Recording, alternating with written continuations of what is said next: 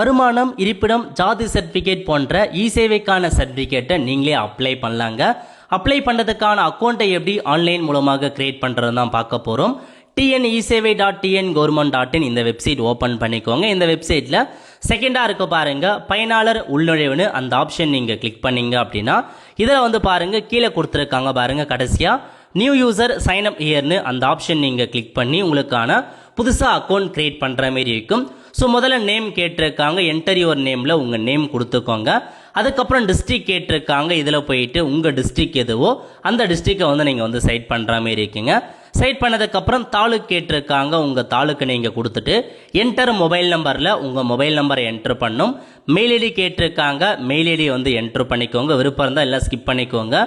Aadhaar number கேட்டிருக்காங்க, இதில் போயிட்டு 12 டிஜிட்கான ஆதார் கார்டு நம்பரை கொடுத்துட்டு லாகின் ஐடி. ஸோ லாகின் ஐடியை பொறுத்த வரைக்கும் உங்களுக்கு பிடிச்ச லாகின் ஐடி, ஸோ நம்பர் மற்றும் லெட்டர் மிக்சரப்பாக அந்த லாகின் ஐடி இருக்கணும். அந்த லாகின் ஐடியை மறந்துடாதீங்க, உங்களுக்கு பிடிச்ச லாகின் ஐடி நீங்களே கொடுத்துக்கலாம். நெக்ஸ்ட்டு பாஸ்வேர்டு வந்து கேட்டிருக்காங்க. பாஸ்வேர்டை பொறுத்த வரைக்கும் ஃபர்ஸ்ட் லெட்டர் கேப்ஸு, அதுக்கப்புறம் ஸ்மால் லெட்டர், அதுக்கப்புறம் ஸ்பெஷல் கேரக்டர் நம்பர்ஸ், இந்த மாதிரி மிக்சரப்பாக உங்களுக்கான பாஸ்வேர்டை கொடுத்துக்கோங்க.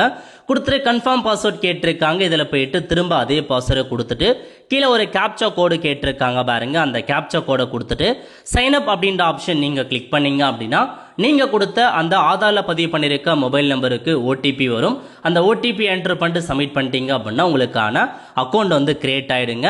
அதுக்கப்புறம் நீங்கள் திரும்ப லாகின் வந்து பண்ணுற மாரி இருக்கும். ஸோ லாகின் பண்ணுறதுக்கு அகைன் ஹோம் பேஜ் போயிட்டு திரும்ப அந்த பயனாளர் உள்நுழைவை வந்து கிளிக் பண்ணிக்கோங்க.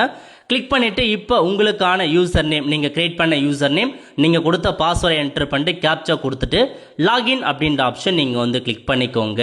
இப்போ உங்களுக்கான அக்கௌண்ட் லாகின் ஆகிடுச்சுங்க. உங்களுக்கு தேவையான சர்வீஸ் எல்லாமே நீங்கள் வந்து பண்ணிக்கலாம். ரெவென்யூ டிபார்ட்மெண்ட் போனீங்க அப்படின்னா வருமானம், இருப்பிடம், ஜாதி சர்டிஃபிகேட், ஓஏபி இந்த மாதிரி எக்கச்சக்கமான சர்வீஸ் ஆஃபர் பண்ணுறாங்க. இதை தவிர்த்து பென்ஷனுக்கு அப்ளை பண்ணலாம், சிறு குறு விவசாயி பிஎஸ்டிஎம் அப்ளை பண்ணிக்கலாம், உங்கள் டாக்குமெண்ட் தொலைஞ்சு போயிடுச்சு அதை அப்ளை பண்ணலாம். இந்த மாதிரி எக்கச்சக்கமான 500க்கும் மேற்பட்ட சேவைகள் இ சேவையில் இருக்குங்க. அக்கௌண்ட்டை கிரியேட் பண்ணிவிட்டு பயன்படுத்தி பாருங்கள். இந்த மாதிரி தான் பயனாளர் உழவு பொதுமக்களாகிய நீங்களே உங்களுக்கான சேவையை வந்து பண்ணிக்கலாம். ஸோ அக்கௌண்ட்டை கிரியேட் பண்ணி உங்களுக்கான சேவையை பண்ண பாருங்கள். மறக்காம இந்த வீடியோ நிறைய பேருக்கு ஷேர் பண்ணுங்கள். அடுத்த ஒரு நல்ல வீடியோவில் சந்திப்போம். நன்றி, வணக்கம்.